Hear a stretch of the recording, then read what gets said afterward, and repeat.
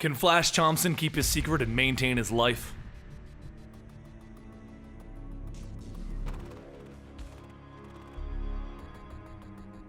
Welcome to the Complete Story Series, where I take trade paperbacks and single issues and I break them down into digestible bites to help you understand. Then I read it dramatically back to you. All alterations to the panels, text, and images are to prevent copyright problems, and all art is owned by its respective companies. Now this is part 2 to the Venom series. Part 1 was issues 1 through 5, we did it last week. Then he went into a crossover in Spider Island. We already did a video on Spider Island, so I didn't want to do his crossover issues again, so you can click that link down below. This is issues 10 through 12, and it takes place after that. The series is known as Venom by Rick Remender. Now at the end of the Spider Island events, Flash Thompson is faced with reading the letter that his father passed away. Still bruised from the last fight, he sits with his mother and Betty at his father's services, but behind the priest, he sees him, Jack-o'-lantern. As services come to a close, friends and family all say their goodbyes, and Jack goes to Flash to give him his condolences. Jack introduces himself to Betty, telling her that Flash here saved his life back in Mosul, which is why he's so pretty now. Flash also sponsors him in an Alcoholics Anonymous group, which is why he's here. He knows it's probably a bad time, and he could probably use a friend to talk to.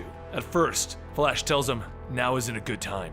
But Betty says it's alright. He sounds like he really needs him. And Jack tells her, it would mean the world to me. Who knows? He might just be saving a life. A little while later, Jack takes Flash to Crime Master's hideout, where Crime Master tells him that he has his condolences, buddy. But to get to the point, I need your alter ego to get a little work done. Flash asks him, if I do this, will you leave me alone? And Crime Master tells him, oh god no, probably not. For those of you who don't know, Flash Thompson, aka Agent Venom, is currently being blackmailed to work with Crime Master and Jack-o'-lantern. The deal here isn't what you've given us, Flash. It's about what you get to keep. Your mother, Betty. I'll allow them to keep on living if you work for me. So I'm gonna need you to go ahead and head out towards Las Vegas. Your suit will know what it needs to do when it gets there.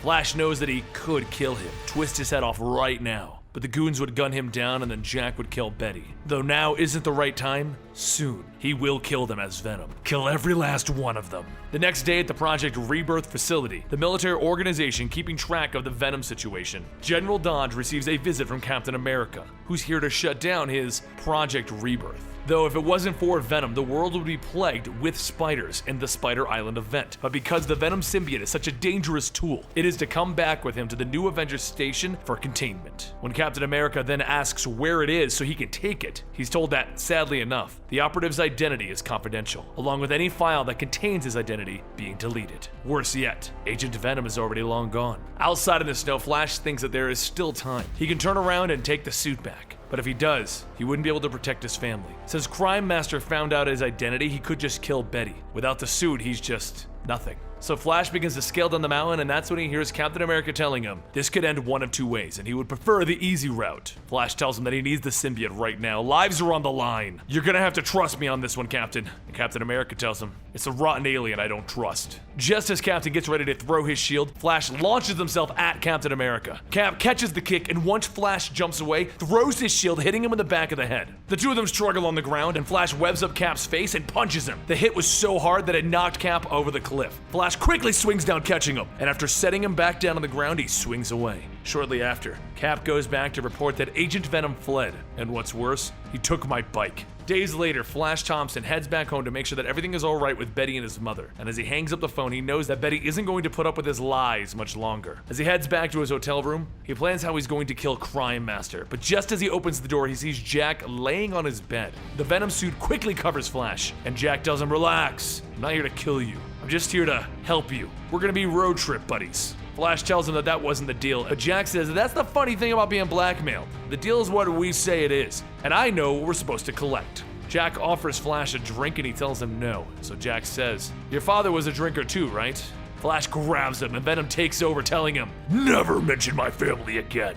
Jack tells him, temper, you're losing control. We wouldn't want that thing in the driver's seat. It'll be bad for business. The next morning, the two of them head out for Vegas, but along the way, a news report comes on the radio about a cave at the Douglas mine and Elko trapping several men. Flash stomps on the brakes and spins the car around, and Jack asks him, just what the hell are you doing? Flash tells him that they just passed Elko. They're gonna go help those men. Over at the mine, some of the workers gathered around as one of the men was impaled and is currently under a few large boulders. The workers try to tell the man to hang on. They're gonna go get some help, but moments later, everyone begins to hear rumbling. They all look up and they see Venom pulling back some of the rocks and telling telling them that he's not really an expert, but this roof seems a bit faulty. As he holds the roof back from caving in, Jack tells everyone to hurry up and run, and one of the workers tells him that they can't leave their friend behind. Jack tells him, here's the thing, my friend won't leave until everyone's out, and seeing as this one's kind of stuck, blam! Jack shoots the man, and then he tells Flash, you're right about the superhero thing. It feels terrific. After the incident, Flash and Jack stop by a local diner to get some food. As the waitress walks up, she sees Jack and is startled, and Jack says that he's got a real trash mess for a face, doesn't he? The waitress tries to tell him that isn't it, but as the cook comes out to ask what the problem is, Jack tells him, judging by the food you cook, I might pass on getting something. Flash tells him to forgive his friend, he's got some brain damage. He's a poster child for PTSD. Jack says, yeah, I've had a real rough childhood. I was snatched up as a kid by Crime Master and raised to be his son. Raised and trained to be an assassin. And eventually, I went home to my real parents and killed them, and discovered that my particular signature of hollowing out heads and lighting candles in them. Jack then gets up to go use the bathroom, and Flash thinks that he should just return the suit. No more lies. Except, he needs it. Jack then comes back out stating that they need to hit the road. He already took care of the check. As they get outside, Flash asks if he left the poor woman a tip, and Jack asks him, what, am I some kind of an ass? Don't worry, I took real good care of them. Later, the two reach Vegas, and Flash enters the casino shouting and creating a scene, spilling his drinks, throwing dice on the workers, so much so that the security has to drag him off. Once alone, the guards tell Flash that he picked the wrong casino to pull that crap in, and then Flash jumps around knocking the two men out. Something here is upsetting the symbiote. Whatever Crime Master is having him come get, Venom doesn't like it. Flash heads to the elevator and begins to head farther in, but the more Flash thinks about his family in danger, the more he begins to lose control, until Venom finally takes over. As the elevator doors bust open, Venom leaps out, throwing all of the security guards to the side. He leaps and he blasts through the security vault smelling something. It's here, and they must kill it. They must kill the competition for what is coming. Toxin must die! Jack tries to radio in telling Venom to control himself, but Venom grabs the Toxin symbiote, tearing it apart. Jack crashes through the window shouting, what are you doing? You realize that you just breached our contract, right? After blasting him away, Jack begins to put the symbiote into a canister, and Venom leaps back in, stating that we have to kill it! He knocks the two of them out of the building, and Jack grabs his broom to stop the fall. Crime Master radios back asking Jack if he has the symbiote, and Jack tells him, yeah, what should I do now? And Crime Master tells him, you should run. Venom begins chasing Jack through the city, and he jumps on his back, causing him to crash into an electric billboard. Jack tries to get back up, but Venom just stomps on him. He gets up ready to swing, but Jack tells him, wait! You need to get this under control or my dad will kill your mom. He's totally a super bad guy. He would really do it. Slowly, Venom begins to shrink, smaller and smaller, until Flash is back in control. Jack tells him, that's good. I know you weren't in full control. So now, I will leave your family alone so long as Venom leaves my family alone, alright? Do yourself a favor and get a drink. Later, after Jack leaves with a canister that contains toxin, Flash makes a call all the way back to Betty. He tells her that he can't go on like this. He can't keep up with her needs and his job. She's been great, but they're through. He then heads to the liquor store, buys a bottle, and sits down next to a bum in the alley. The bum watches as Flash drinks most of the bottle in one sip, and he asks him, hard times? Flash hands him the bottle, and as the Venom shadow appears behind him, he tells him, we're getting used to it.